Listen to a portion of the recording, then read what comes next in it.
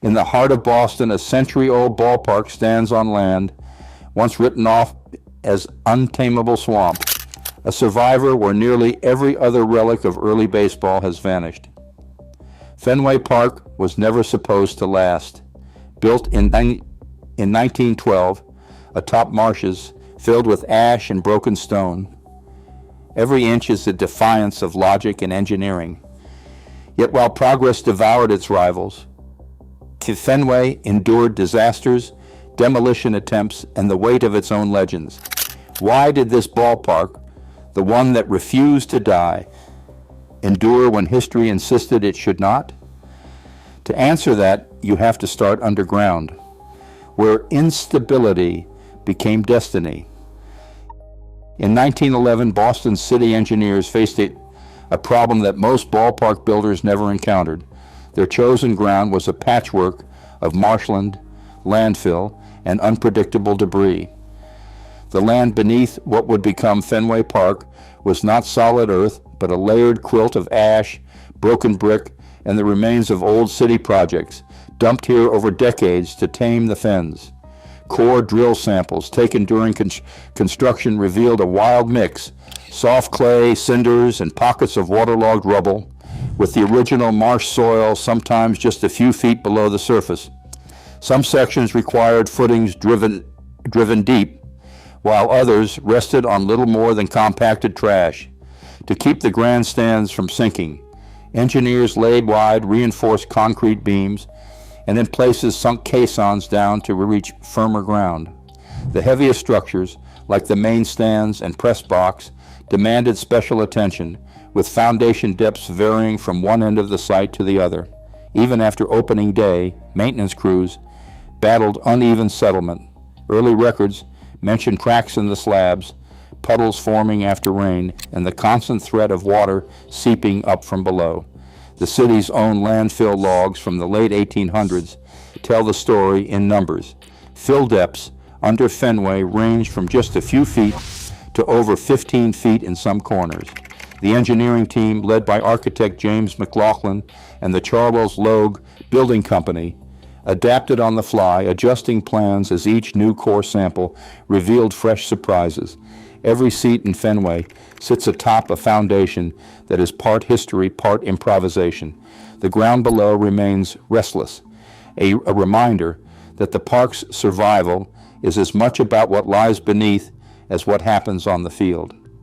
The irregular shape and quirky layout above ground are the visible legacy of these hidden, unstable origins. The shape of Fenway Park was never a matter of choice. It was dictated by the boundaries of city streets and the stubborn edges of the land itself. Stubborn edges. Early blueprints show a ballpark squeezed into a jagged 4-acre lot, hemmed in by Jersey Street, Lansdowne, and Van Ness. The result was a field unlike any other. The right field foul line ran only 302 feet from home plate to the fence, a number that still baffles visiting players. In center, the grass stretched out to a deep 420-foot triangle, while the corners twisted and narrowed wherever the property line demanded. These odd dimensions weren't just quirks. They shaped the game played on this field. Balls that would be easy outs elsewhere could rattle around the angles or disappear into the short porch. Outfielders memorized every ricochet. Hitters learned to aim for the nooks. The field itself became a living puzzle, rewarding those who adapted and punishing those who didn't. Beneath the surface, the original construction contracts reveal how much the park's $650,000 budget was stretched to fit the site. Budget stretched. The Charles Logue Building Company poured concrete where the ground was strongest and improvised where it wasn't, always mindful that every extra foot of outfield meant more unstable fill and more risk. The geometry above ground became a mirror of the invisible pressures below. For the grounds crew, every season brought new challenges. They patched turf where water pooled, shored up the warning track after winter thaws, and kept a close eye on the seams where grass met concrete. Their work was quiet but constant, an unending effort to keep the field playable, no matter what the city or the weather threw at it. Quiet work. Fenway's layout, with its sharp corners and unpredictable distances, was not just a product of engineering, but of daily human problem solving. The park's footprint, once a stubborn obstacle, became the source of its greatest mysteries and its most lasting legends. A towering wall rises 37 feet 2 inches of metal and myth. In left field, where Lansdowne Street presses tight against the park, the story of the Green Monster began not with grandeur, but with necessity. In 1912, the original wall was nothing more than a tall wooden fence built to keep the game's secrets from the rooftops and windows beyond. Its purpose was practical: block the free view, keep paying fans inside, and keep baseball's business afloat. That wooden barrier stood for more than 2 decades, weathering foul balls, wild throws, and the relentless Boston weather. But in January 1934, fire swept through Fenway's left field, devouring the old fence. The Red Sox rebuilt quickly, this time using steel and concrete, and the wall took on its modern form, a sheer, imposing face that turned routine fly balls into adventures and line drives into legends. In 1947, owner Tom Yawkey ordered all advertisements stripped away and the surface painted a deep, distinctive green. The color was so striking, so unlike anything else in baseball, that the wall itself gained a new identity.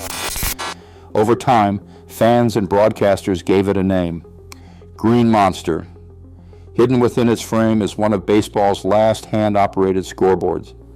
Each inning, operators crouch in a narrow corridor behind the wall, sliding heavy metal panels into place by hand. They work in tight quarters, following a ritual that has changed little since 1934. Numbers stacked in order, updates relayed by phone, and the constant clatter of panels echoing against steel. Veteran operators talk about the wall's chill in April, the heat in July, and the surprise of a home run ball slamming inches away. Their hands carry the story of every game, one number at a time, inside the heart of the monster. What began as a simple barrier, born from the city's constraints, became a symbol, an accidental monument to ingenuity and to the stubborn spirit of Fenway Park. Smoke billowed over Fenway Park on the morning of May 8, 1914. Flames tore through the wooden bleachers, fueled by faulty wiring and the dry spring air. Firefighters arrived to find their hoses sinking in soft, marshy ground, remnants of the old fens beneath the ballpark. The blaze gutted the outfield stands, leaving behind charred beams and twisted metal. No lives were lost, but workers sifted through the ruins for lost uniforms and tools. By summer, the Red Sox had rebuilt, this time in concrete, a decision that would influence stadium design across the country. War changed the park in the 1940s. As the conflict raged overseas, Fenway became more than a ballpark. The outfield hosted rows of victory gardens planted by locals to support the war effort. War bond rallies filled the grandstands, with politicians and players urging neighbors to buy bonds and dig for victory. Photographs from the era show children tending beans where home runs once landed. Fenway's field became a patchwork of baseball and civic duty, binding the city together in uncertain times. Starting in the 1960s, new owners and city officials pushed for demolition, arguing Fenway was outdated and unsafe. Proposals for a modern stadium surfaced again and again, each one louder than the last, but every plan ran into the same wall: fans. Grassroots groups formed in living rooms and taverns, including SAVE, Fenway Park Alliance, and Friends of Fenway, organizing rallies, gathering signatures, and flooding City Hall with petitions. Local activist Anna DiCarlo, who led marches in the 1980s, captured the mood with a warning: if Fenway falls, a century of our city's memory is erased. Not on our watch. Protesters packed public hearings, turning preservation into a civic cause. In the end, it was not just the building that survived, but a shared belief that some places are too woven into the fabric of a city to lose. The right field foul pole at Fenway Park, barely 302 feet from home plate, carries a name known to every Red Sox fan, Pesky's Pole. The legend says Johnny Pesky won a game with a dramatic home run that wrapped just inside that yellow post, the shortest in the majors. But records analysts from Retro Sheet and the Elias Sports Bureau, combing decades of box scores and play-by-play logs, found no evidence of such a moment. Johnny Pesky, whose entire Red Sox career yielded just 17 home runs, never hit a game winner around that pole, at least not one recorded in any official account. The nickname's real origin goes back to the 1960s, when Red Sox pitcher Mel Parnell, recalling Pesky's rare power, joked on air that Pesky had won them a game by wrapping it around the pole. The quip stuck, repeated by broadcasters and fans until it became a part of the park's vocabulary. Soon the right field foul pole was known as Pesky's Pole, no matter what the record book said. The story reveals something about Fenway's relationship with fact and memory. Here myth fills the gaps that data cannot. Even the most diligent research, cross-checking every home run, every inning, every game log, cannot erase the power of a good story. Pesky's Pole stands as a monument, not to a single swing, but to the way legends take root and endure long after the last out is recorded. Section 42, Road to 37, Seat 21, one red seat among a sea of green, draws a steady stream of pilgrims at every game. On June 9th, 1946, Ted Williams launched a ball so far that it landed in this exact spot, 502 feet from home plate. The story goes that the ball struck Joe Boucher, a construction worker who had taken the day off to watch the game. Boucher later joked, "How far away do you have to sit to be safe?" The seat's distance was calculated decades later using stadium blueprints and old photographs. And while the numbers has never been scientifically verified, no one here seems to mind. The red seat isn't just a marker, it is a physical memory, a point on the map where myth and measurement collide. Beneath the grandstands, Fenway hides another kind of legend. Down narrow corridors and behind battered doors, the park's caretaker, part archivist, part detective, tends to a collection of oddities rarely glimpsed by the public. There is a 2-lane bowling alley from the 1940s, built for staff to pass the time between games. Nearby sits one of Major League Baseball's first underground batting cages, its netting faded and its pitching machine silent. Deeper still, a cramped archive holds ticket stubs, charred wood from the 1914 fire, and yellowed blueprints, all cataloged in careful script. The caretaker knows every shortcut and secret stairwell. Each artifact tells a story, some documented, others whispered. Above ground, fans crowd the concourses, but below, Fenway's hidden rooms preserve the park's private history. These spaces, unseen but fiercely protected, add another layer to a place already thick with memory. They are proof that Fenway's soul isn't only found on the field, but in the shadows and corners that most never see. By the late 1990s, Fenway Park was running out of time. Concrete beneath the stands had begun to crumble. Rust streaked the steel beams, and decades of quick fixes showed their limits as water seeped through old expansion joints after every storm. Reports from structural engineers warned of settlement in the grandstands, uneven walkways, and aging mechanical systems that no longer met basic standards. The Red Sox front office debated the future with urgency. Some argued for a new modern stadium, one that could guarantee revenue, safety, and comfort. Others pointed to the park's history, its irreplaceable quirks, and the fierce loyalty of fans who had fought off the demolition for decades. In 2002, John Henry took control of the team and faced a decision that would define Fenway's fate. Economic studies, preservation assessments, and tax incentive analyses landed on his desk. The numbers were daunting. Demolition promised a blank slate and new income streams. But it meant by erasing the last of baseball's original cathedrals. Restoration, on the other hand, was a gamble, expensive, unpredictable, and full of technical unknowns. Engineers began their work by peeling back layers of concrete and fill, uncovering footings poured in 1911 and timber beams that had not seen daylight in nearly a century. Some sections had shifted inches over the years, forcing the team to reinforce foundations while keeping the park open game after game. Federal and state historic tax credits, along with grants from preservation groups, helped offset the mounting costs. The project engineer described the challenge as performing surgery on a living patient. Every upgrade had to respect the park's past while securing its future. Against the advice of some advisors, Henry chose restoration. The work began quietly, one section at a time, balancing modern needs with the stubborn realities of a century-old ballpark.